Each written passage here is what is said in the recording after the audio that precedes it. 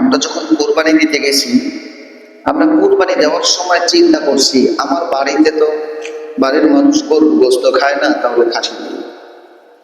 আরেকজন চিন্তা করছে আমার বাড়িতে তো খাসির গোস্ত খায় না, তাহলে আমি গরু কোরবানি দিই, গরুর ভাগ নেই। কি এরকম চিন্তা হয় না? হয় না? এরকম মানুষ আছে না নাই? কথা বলেন, আছে না নাই? বাড়ির মানুষ গরু খায় না তাই খাসি দেয়, খাসি খায় না তাই গরু দেয়। আচ্ছা বলেন তো এখানে নিয়তটা কি ছিল?